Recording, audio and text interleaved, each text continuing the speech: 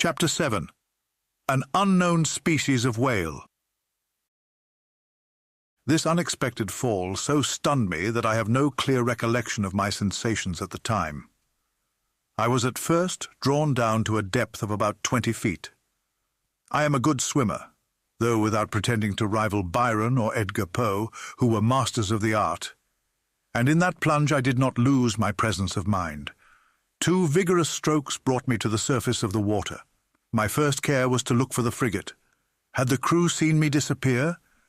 Had the Abraham Lincoln veered around? Would the captain put out a boat? Might I hope to be saved?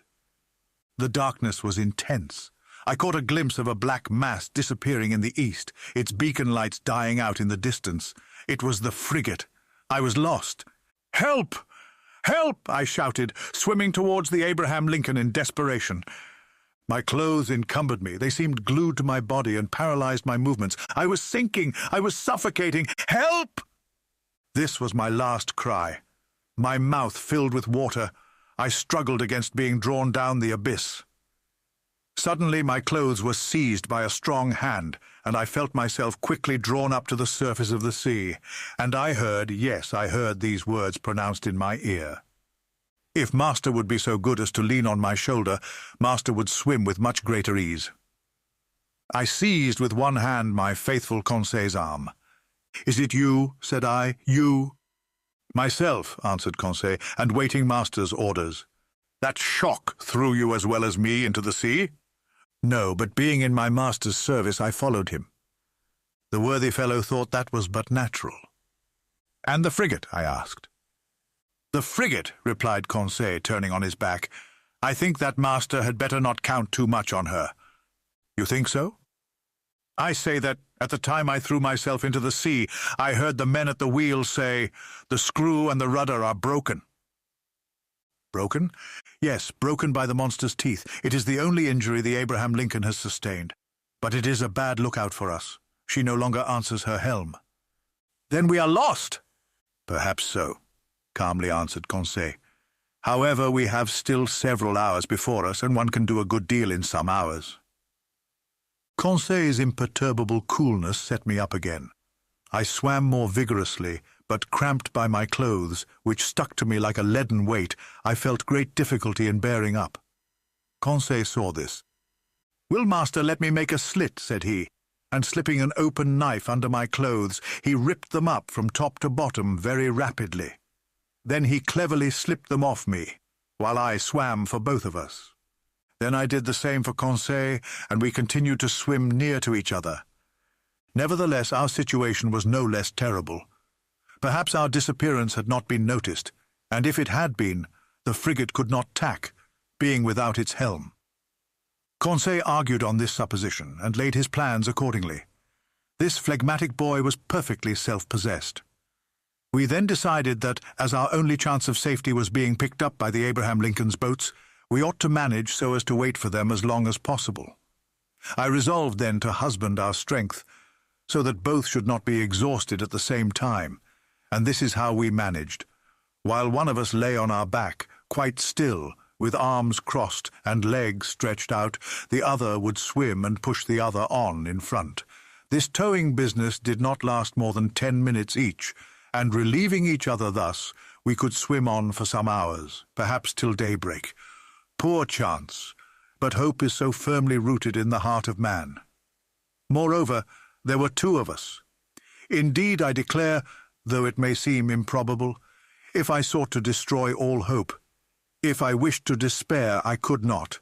The collision of the frigate with the cetacean had occurred about 11 o'clock the evening before. I reckoned then we should have 8 hours to swim before sunrise, an operation quite practicable if we relieved each other. The sea, very calm, was in our favor. Sometimes I tried to pierce the intense darkness that was only dispelled by the phosphorescence caused by our movements. I watched the luminous waves that broke over my hand, whose mirror-like surface was spotted with silvery rings. One might have said that we were in a bath of quicksilver. Near 1 o'clock in the morning, I was seized with dreadful fatigue. My limbs stiffened under the strain of violent cramp. Conseil was obliged to keep me up, and our preservation devolved on him alone. I heard the poor boy pant. His breathing became short and hurried. I found that he could not keep up much longer. Leave me, I said to him. Leave my master? Never, replied he. I would drown first. Just then the moon appeared through the fringes of a thick cloud that the wind was driving to the east. The surface of the sea glittered with its rays. This kindly light reanimated us. My head got better again. I looked at all points of the horizon. I saw the frigate. She was 5 miles from us and looked like a dark mass, hardly discernible. But no boats, I would have cried out. But what good would it have been at such a distance? My swollen lips could utter no sounds. Conseil could articulate some words, and I heard him repeat at intervals, "Help! Help!" Our movements were suspended for an instant. We listened. It might be only a singing in the ear, but it seemed to me as if a cry answered the cry from Conseil. "Did you hear?" I murmured. "Yes, yes." And Conseil gave one more despairing call. This time there was no mistake. A human voice responded to ours. Was it the voice of another unfortunate creature, abandoned in the middle of the ocean, some other victim of the shock sustained by the vessel? Or rather, was it a boat from the frigate that was hailing us in the darkness? Conseil made a last effort, and leaning on my shoulder while I struck out in a despairing effort, he raised himself half out of the water, then fell back exhausted. "What did you see?" "I saw," murmured he. "I saw, but do not talk. Reserve all your strength." What had he seen? Then, I know not why, the thought of the monster came into my head for the first time, but that voice, the time is past for Jonas to take refuge in whales' bellies. However, Conseil was towing me again. He raised his head sometimes, looked before us, and uttered a cry of recognition which was responded to by a voice that came nearer and nearer. I scarcely heard it. My strength was exhausted, my fingers stiffened, my hand afforded me support no longer, my mouth, convulsively opening, filled with salt water. Cold crept over me. I raised my head for the last time, then I sank. At this moment a hard body struck me. I clung to it. Then I felt that I was being drawn up, that I was brought to the surface of the water, that my chest collapsed. I fainted. It is certain that I soon came to, thanks to the vigorous rubbings that I received. I half opened my eyes. "Conseil," I murmured. "Does master call me?" asked Conseil. Just then, by the waning light of the moon, which was sinking down to the horizon, I saw a face which was not Conseil's, and which I immediately recognized. "Ned," I cried. "The same, sir, who is seeking his prize," replied the Canadian. "Were you thrown into the sea by the shock to the frigate?"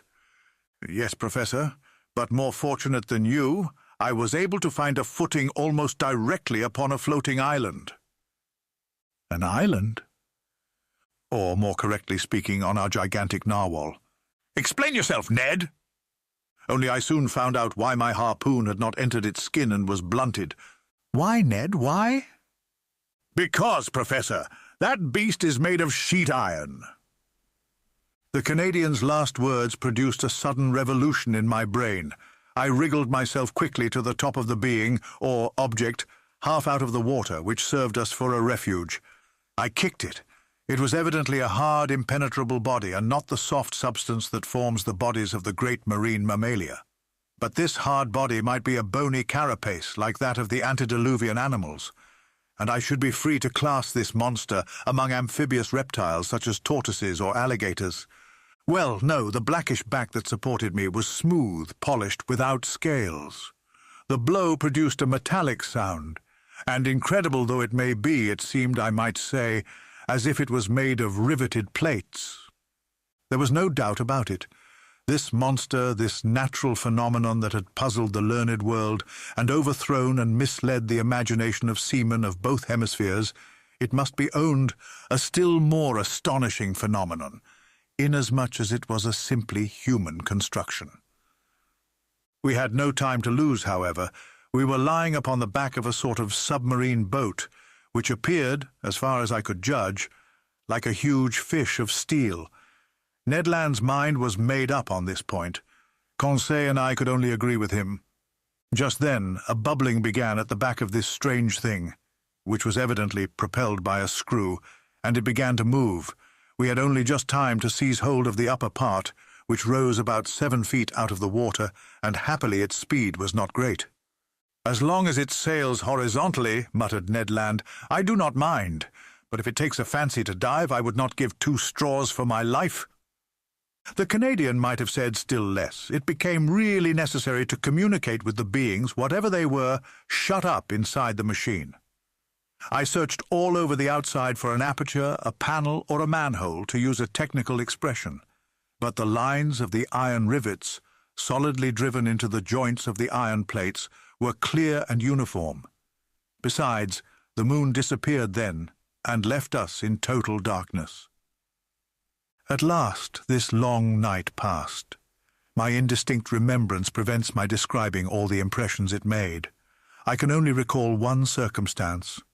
During some lulls of the wind and sea, I fancied I heard several times vague sounds, a sort of fugitive harmony produced by words of command. What was then the mystery of this submarine craft, of which the whole world vainly sought an explanation? What kind of beings existed in this strange boat? What mechanical agent caused its prodigious speed? Daybreak appeared. The morning mist surrounded us, but they soon cleared off. I was about to examine the hull, which formed on deck a kind of horizontal platform, when I felt it gradually sinking. "Oh, confound it!" cried Ned Land, kicking the resounding plate. "Open, you inhospitable rascals!" Happily, the sinking movement ceased. Suddenly a noise, like ironworks violently pushed aside, came from the interior of the boat. One iron plate was moved, a man appeared, uttered an odd cry, and disappeared immediately. Some moments after, 8 strong men with masked faces appeared noiselessly and drew us down into their formidable machine.